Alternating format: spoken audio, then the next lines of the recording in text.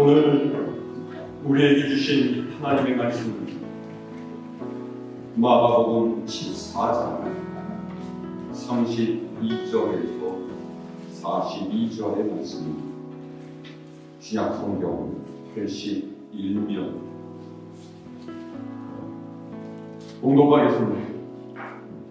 그들이 겟세마네라 하는 곳에 이르매 예수께서 제자들에게 이르시되 내가 기도할 동안에 너희는 여기 앉아 있으라 하시고 베드로와 야고보와 요한을 데리고 가실 때 심히 놀라시며 슬퍼하사 말씀하시되 내 마음이 심히 고민하여 죽게 되었으니 너희는 여기 머물러 깨어 있으라 하시고 조금 나아가사 땅에 엎드려 들 수 있는 대로 이때가 자기에게서 지나가기를 구하여 이르시되 아빠 아버지여 아버지께는 모든 것이 가능하오니 이 잔을 내게서 옮기시옵소서. 그러나 나의 원대로 마시옵고 아버지의 원대로 하옵소서 하시고 돌아오사 제자들이 자는 것을 보시고 베드로에게 말씀하시되 시몬아 자느냐 네가 1시간도 깨어있을 수 없더냐. 시험에 들지 않게 깨어있어 기도하라. 마음에는 원이로되 육신이 약하도다 하시고 다시 나아가 동일한 말씀으로 기도하시고 다시 오사 보신즉 그들이 자니 이는 그들의 눈이 심히 피곤함이라. 그들이 예수께 무엇으로 대답할 줄을 알지 못하더라. 세 번째 오사 그들에게 이르시되 이제는 자고 쉬라. 그만 되었다. 때가 왔도다. 보라 인자가 주인의 손에 팔리느니라. 일어나라 함께 가자. 보라 나를 파는 자가 가까이 왔느니라. 어느덧 날씨가 많이 따스해졌음을 실감하는 요즘입니다. 물론 낮과 밤의 일교차가 꽤 크지만은 이제는 겨울에 입고 있던 두꺼운 패딩 점퍼를 벗고서 조금은 얇고 화사한 봄옷을 입어도 되지 않을까 그런 생각을 합니다. 햇볕이 이렇게 따뜻하니까 금방이라도 그동안 헐벗었던 나무들이 새 움을 틔우고 머지않아서 푸릇푸릇한 새잎이 사방을 뒤덮겠구나 그런 기대가 들어요. 또 한편으로는 이렇게 계절이 바뀔 때마다 시간이 참 잘도 가는구나 그렇게 생각을 하면서 지금 내가 잘 살고 있는 것인지 뒤돌아보게 됩니다. 물론 그렇다 아니다 대답하기가 쉽지가 않습니다. 어떤 때는 확실하게 대답할 수 있을 것 같은데 또 어떤 때는 뭐라고 대답하기가 어려운 때가 있죠. 이럴 때 우리가 붙들어야 하는 것은 언제나 변함없이 하나님을 향한 신뢰와 말씀과 기도를 통해서 하나님과 우리가 날마다 나누는 교제입니다. 우리는 때때로 실수하고 또 실패할 수도 있지만 우리 하나님께서는 실수가 없으신 분이세요. 우리의 연약함과 부족함 또 우리의 실수마저 사용하셔서 선을 이루시는 분이 하나님이심을 믿는다면 곧잘 우리를 찾아오는 두려움과 고민의 순간마저 믿음으로 이겨내게 될 줄로 믿습니다. 계절이 바뀌는 이 시기에 우리의 마음과 믿음을 지키면서 하나님을 붙들고 나아가는 여러분 되시기를 바랍니다. 오늘 말씀은 겟세마네라는 곳에서 시작이 됩니다. 그런데 오늘 말씀을 보기 전에 우리는 먼저 이 전의 상황을 알 필요가 있어요. 예수님께서 제자들과 6월절 만찬을 마치시고 감람산으로 가던 중에 갑작스럽게 충격스러운 말씀을 제자들에게 던지시죠. 자, 오늘 말씀 위로 올라가서 27절에서 28절 말씀을 읽어볼까요? 마가복음 14장 27절에서 28절의 말씀입니다. 시작.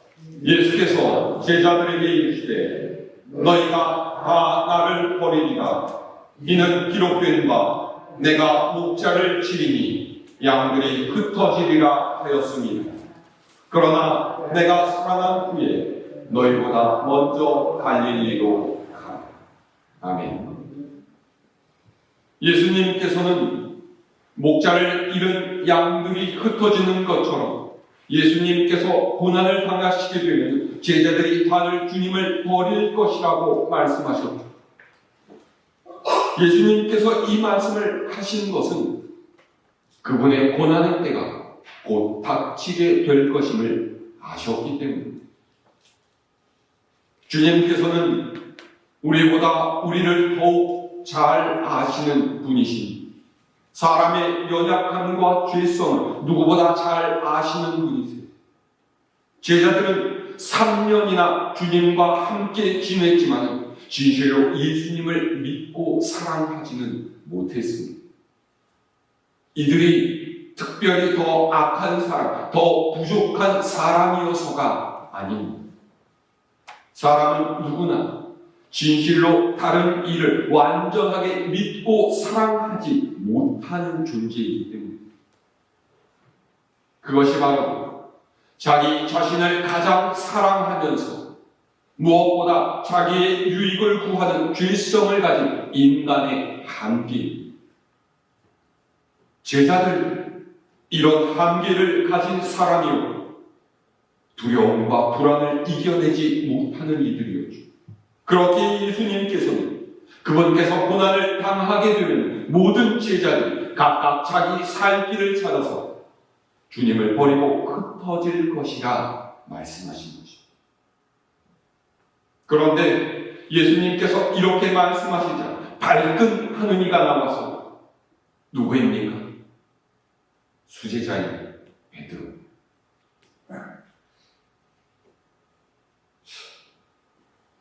만약에 누가 여러분에게 당신은 온전한 사랑을 하지 못하는 사람입니다, 당신의 헌신과 의리는 한계가 있으니, 당신의 믿음은 불완전하고, 당신은 고난에 맞설 용기가 부족하고, 자기의 안위만을 챙기는 연약한 죄인에 불과합니다. 이렇게 이야기한다면 여러분 어떻게 반응하시겠습니까? 뭐 겉으로야 그래 내가 완벽한 사람은 아니니까요. 그 말이 맞습니다.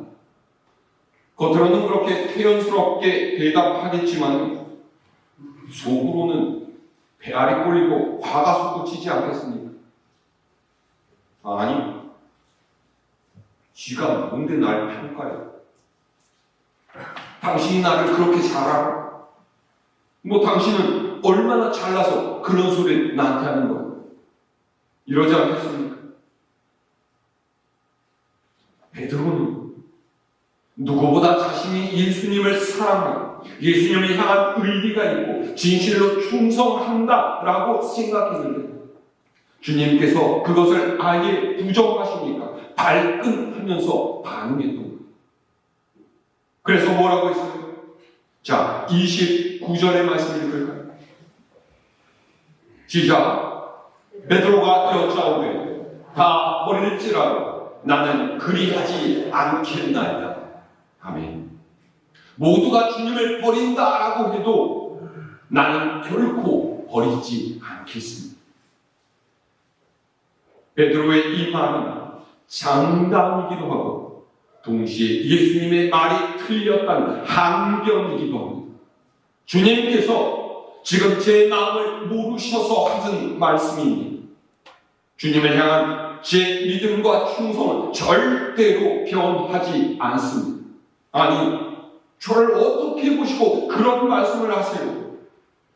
저는 그런 사람이 아닙니다. 다른 사람이 다 대신해도 저는 의리를 지킬 거예요. 베드로가 울컥해서 자기의 감정을 강하게 어필했습니다. 그러자 예수님께서 더 놀라운 말씀을 하시죠. 자, 30절 말씀입니다. 시작. 예수께서 이르시되 내가 진실로 네게 이르노니 오늘 이 밤 닭이 2번 울기 전에 네가 3번 나를 부인하리라. 아멘. 예수님께서는 오늘 이 밤이 다 지나기 전에, 새벽 닭이 울기 전에 네가 나를 3번이나 부인할 것이라고 베드로에게 말씀하셨습니다.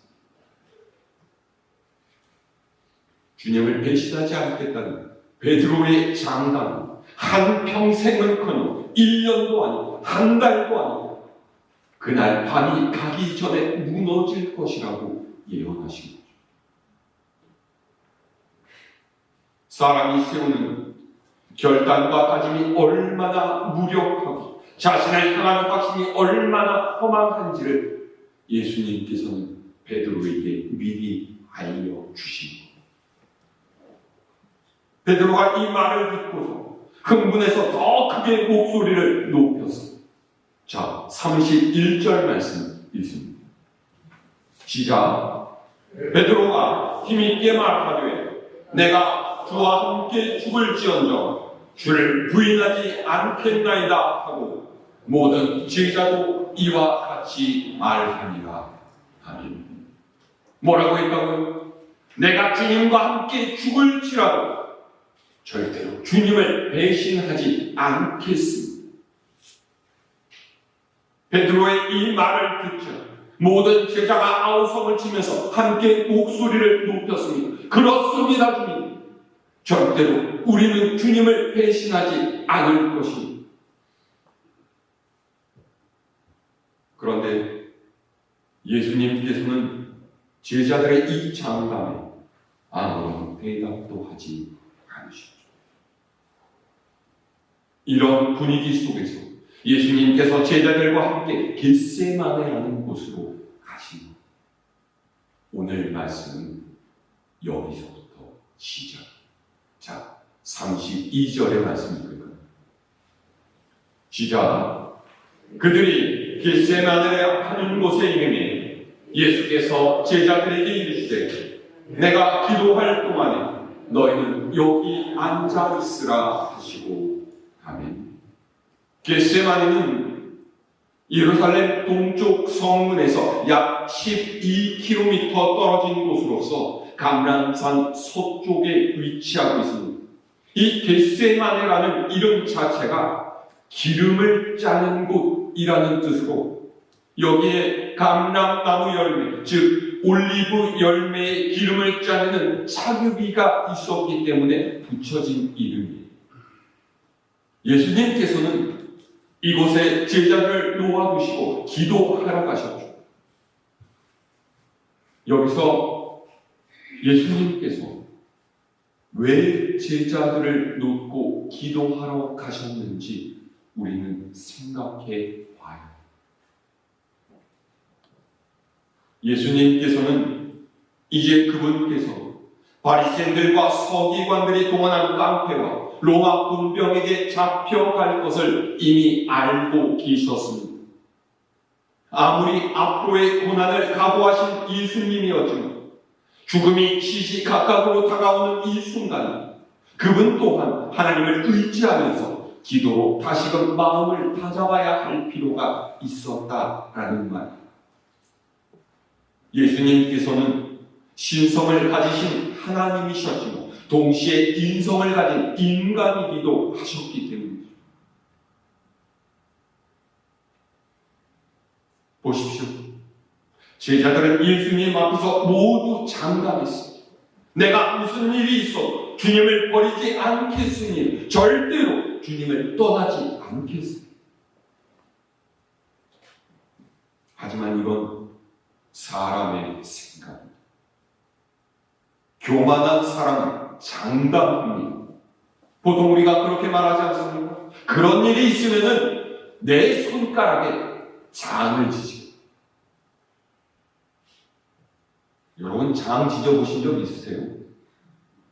저는 장을 지진다고 해서 이 장이 무슨 된장이나 간장이나 고추장 뭐 이런 건 줄 알았어요. 찍는다는 소리인 줄 알았어요. 그랬더니 무슨 뜻인 줄 아세요? 손가락을 불로 지진다는 얘기예요. 눈에 끔찍해라. 근데 이렇게 말한 사람이 자기의 말이 틀렸을 때 손가락에 장 쥐던 역사를 저는 한 번도 본 적이 없어요. 겸손한 사람은 장담하지 않고 기도한다. 장담은 나를 믿는 겁니다. 하지만 기도는 우리 하나님을 믿는 것입니다. 장래의 일을 알지 못하는 사람은 겸손해야 할 필요가 있습니다. 베드로는 고작 몇 시간 뒤에 일어날 일도 알지 못하면서 장담했어요. 그러나 예수님께서는 그분이 당하게 될 일을 다 알고 계시면서도 하나님께 기도하셨죠. 하나님의 뜻을 따르는 길, 사람의 생각을 따라서 장담하는 것이 아니라 하나님의 도우심을 구하면서 기도하는 데 있다라는 것을 주님께서는 말없이 제자들에게 가르쳐 주십니다. 이런 사실은 주님의 기도에서 분명하게 드러나고 있습니다. 자, 33절에서 36절의 말씀 함께 읽을까요? 시작. 베드로와 야고보와 요한을 데리고 가실 때 심히 놀라시며 슬퍼하사 말씀하시되 내 마음이 심히 고민하여 죽게 되었으니 너희는 여기 머물러 깨어있으라 하시고 조금 나아가사 땅에 엎드려 들 수 있는 대로 이때가 자기에게서 지나가기를 구하여 이르시되 아빠 아버지여 아버지께는 모든 것이 가능하오니 이 잔을 내게서 옮기시옵소서. 그러나 나의 원대로 마시옵고 아버지의 원대로 하옵소서 하시고. 아멘. 예수님께서는 제자들에서 특별히 베드로와 야고보, 요한만을 데리고 기도하러 가셨습니다. 주님과 가장 가까웠고 가장 믿을 만한 이들 3명을 데리고 가십니다. 그리고 근심과 슬픔 속에서 그들에게 부탁하셨어요. 지금 내 마음이 매우 고민되어서 죽을 지경이니 너희는 여기 깨어서 나와 함께 기도하자. 그리고 자리를 옮기셔서 하나님께 기도하셨습니다. 아버지께는 모든 것이 가능하오니 이 잔을 내게서 옮겨 주시옵소서. 그러나 나의 뜻대로 마시고 아버지의 뜻대로 하옵소서. 주님께서는 자기의 마음을 정확하게 알고 계셨습니다. 주님께서 가시기로 결단하신 고난의 길은 단순히 육체적인 아픔과 죽음의 길만이 아니었습니다. 하나님께로부터 버림받는 길이었습니다. 하나님께서는 끊어진 하나님과 사람과의 관계를 회복하시기 위해서 자신의 아들인 예수님의 하나님과의 관계가 끊어지고 버림을 당한 형벌을 대신 주시기로 결정하셨던 거죠. 예수님께 무엇보다 가장 큰 고통은 바로 이것이었습니다. 채찍을 맞고 조롱을 당하고 십자가에 못 박히는 육체적인 고통, 그것이 두려웠던 것이 아니라 하나님께로부터 내쳐짐을 당하는 그 아픔 때문에 주님께서는 이처럼 근심과 괴로움 속에서 기도하셨던 거죠. 그런데 우리 주님께서는 이 기도 가운데서도 결국 하나님의 뜻을 먼저 구하셨습니다. 내 뜻대로 마시고 아버지의 뜻대로 하옵소서. 기도란 자신의 뜻과 생각을 내려놓고서 하나님의 뜻을 받아들이는 일이라는 것을 분명하게 보여주신 것이죠. 여기에 진짜 믿음이 있습니다. 여기에 진짜 순종이 있습니다. 여기에 우리가 드려야 할 기도의 전범적인 모습이 있습니다.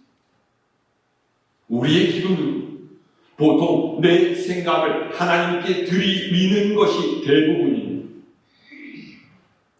그래서 어떤 분은요, 그리스도인의 기도란 주시옵소서 기도라고 했습니다.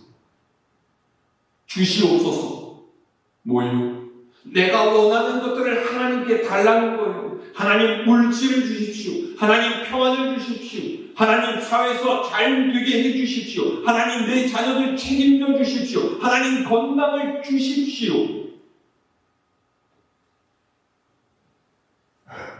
자기가 원하는 대로 받기만 하려는 기도가 그리스도인의 기도라는 것. 그런데 예수님께서는 겟세마네의 기도를 통해서 우리의 믿음은 나를 향한 것이 아니라 나를 인도해 가시는 하나님을 향한 믿음이라는 것을 보여주셨습니다. 온전한 그리스도인은 자신의 것보다 하나님의 것을 먼저 구하는 사람입니다. 자기 자신을 믿으면서 교만함의 자리에 앉지 않고 겸손하게 하나님의 도우심을 구하는 사람입니다. 제자들은 장담하면서 자기 자신의 의로움을 드러냈지만 예수님께서는 기도하심으로써 믿음의 길이 어떤 것인지를 알려주셨습니다. 보십시오. 그렇게 주님 앞에서 큰소리치면서 장담하던 제자들의 모습이 어땠습니까? 자, 37절에서 40절 말씀 함께 있습니다. 시작. 돌아오사 제자들이 자는 것을 보시고 베드로에게 말씀하시되 시몬아 자느냐? 네가 한 시간도 깨어 있을 수 없더냐? 시험에 들지 않게 깨어있어 기도하라. 마음에는 원이로되 육신이 약하도다 하시고 다시 나아가 동일한 말씀으로 기도하시고 다시 오사 보신즉 그들이 자니 그들의 눈이 심히 피곤함이라. 그들이 예수께 무엇으로 대답할 줄을 알지 못하더라. 예수님께서 고뇌 속에서 피와 땀을 쏟으시며 기도하실 때에 제자들은 잠에 빠져 있었습니다. 그렇게 호언장담했던 제자들이 정작 기도하는 자리에서는 잠을 이기지 못했던 거예요. 베드로에게 주님께서 말씀하시죠. 네가 한 시간도 나와 함께 깨어 있을 수 없더니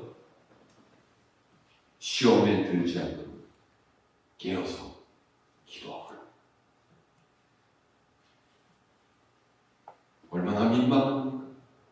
이때는 그들이 목청 높여 외쳤던 그 장담이 무너지는 순간이었습니다. 주와 함께 집을 치라고 주님을 부인하지 않겠노라고 이들은 말했는데 주님께서 죽음을 앞두시고 기도하시던 때 그들은 한 시간도 깨어서 주님과 함께 기도하지 못했다라는 거죠. 그들의 영이 이미 죽어 있었다라는 말. 그래서 예수님께서 뭐라고 하셨어요? 시험에 들지 않도록 깨어서 기도해야만 한다라고 하셨죠. 이 말씀은 오늘의 우리에게도 똑같이 주시는 말씀입니다. 너희가 진실로 나를 따르고자 하느냐? 그러면 깨어서 기도해야 됩니다. 마음으로 원한다라고 해서 너희가 장담한다고 해서 그 일이 이루어지는 것이 아니라 하나님의 뜻대로 사는 것은 기도하는 자리에서부터 시작합니다.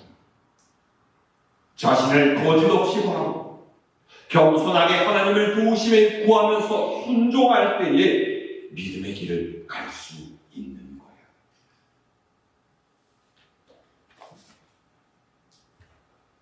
그렇습니다.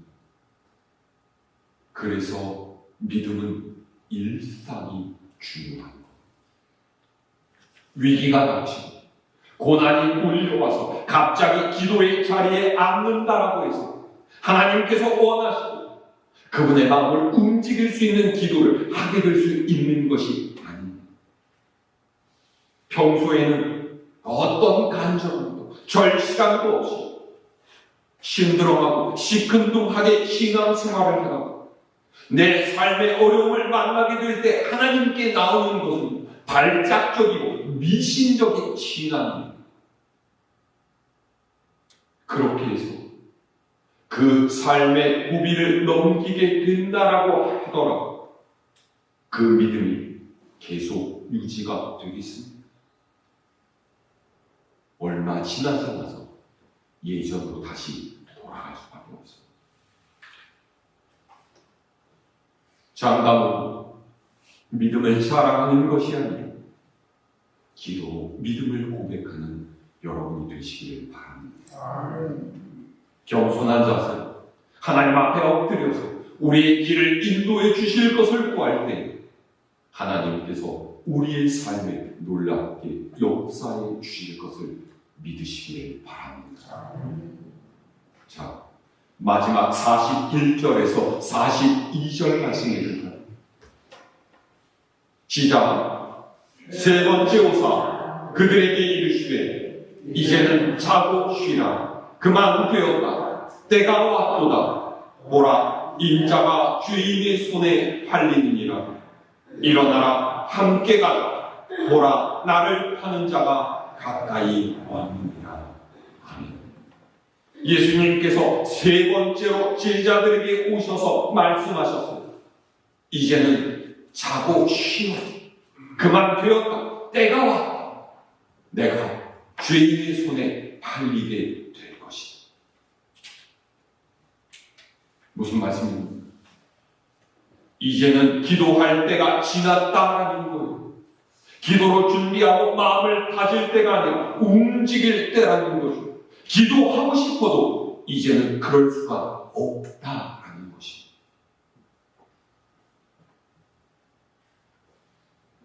보십시오. 이 말씀이 얼마나 무서운 말씀입니까? 우리에게도 마찬가지입니다. 주님께서 내게 부탁하신 일들이 있어요.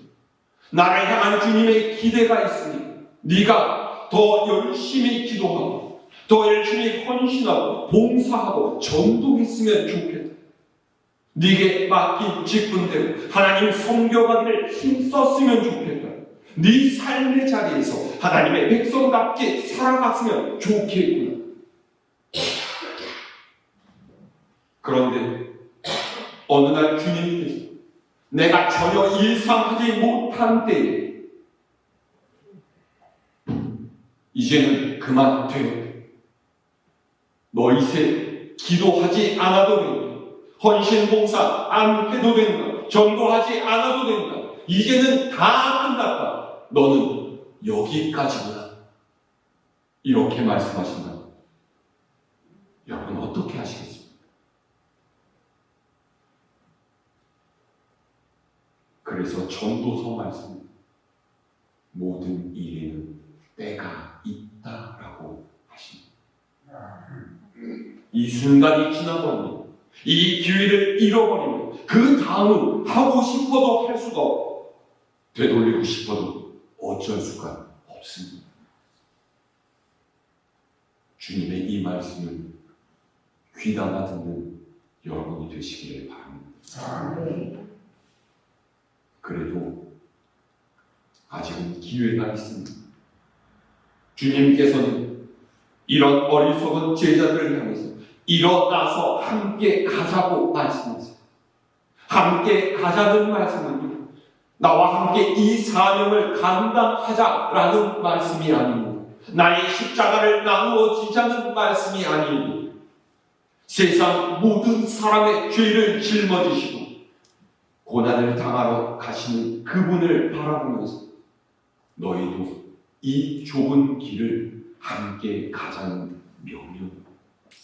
세상의 영광만을 바라보지 말고 세상을 향한 하나님의 마음을 알아달라는 주님의 부탁.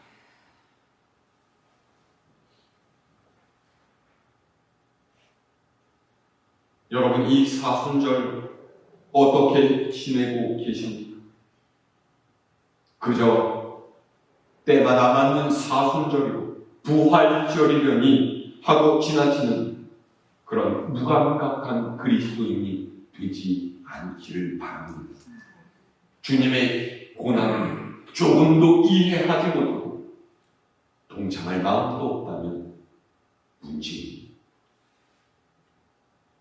나의 뜻대로 마시고 아버지의 뜻대로 하옵소서 기도하신 우리 예수님의 심정에 공감하면서 구원을 위해 주님께서 홀로 가신 그 고난의 여정에 동참하는 이 한 주간을 살아가는 여러분 모두가 될 수 있기를 우리 주님의 이름으로 축원합니다.